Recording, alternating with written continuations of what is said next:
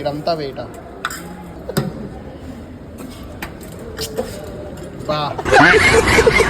Hello guys, ఎప్పట్లాగే పొద్దున్న exam ఉందని చెప్పి లేట్ గా లేసాము.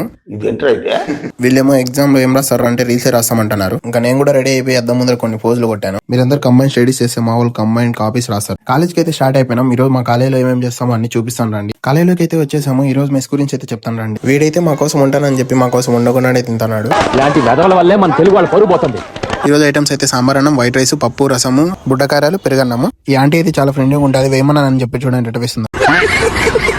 నాకైతే సేమ్ తిరుపతికి వచ్చినట్టే ఉంది. సాంబార్ అన్నం తింటా ఉంటే చాలా బాగుంది టేస్ట్. సాంబార్ అన్నం అయిపోతానే కొంచెం పెరుగు పాయసం అయితే వేసుకొచ్చుకున్నాం. మీకు ఎవరికైనా దీని ప్రైస్ తెలిసింటే కామెంట్ లో ఖచ్చితంగా చెప్పండి. అందరూ ఫుల్ గా చదివిపోతే మేము ఫుల్ గా తినిపోతున్నాం ఎగ్జామ్ కి. ఎగ్జామ్ తర్వాత ఎగ్జామ్ ఎలా రాశారని అడుగుతా అంటే అందరు దండం పెడతాడు. ఒకడైతే బాగా రాసిన అంటాడు, ఇంకోడైతే బ్యాగ్ అడ్డం పెట్టుకుంటాడు. ఇలా ఏం చెప్పాలి. ఎగ్జామ్ అయితే సాటర్డే ఉంది. వీళ్ళందరినీ చూస్తానే నాకైతే ఇంతవరకు చూసావు కదా, సబ్స్క్రైబ్ చేసుకోవచ్చు కదా.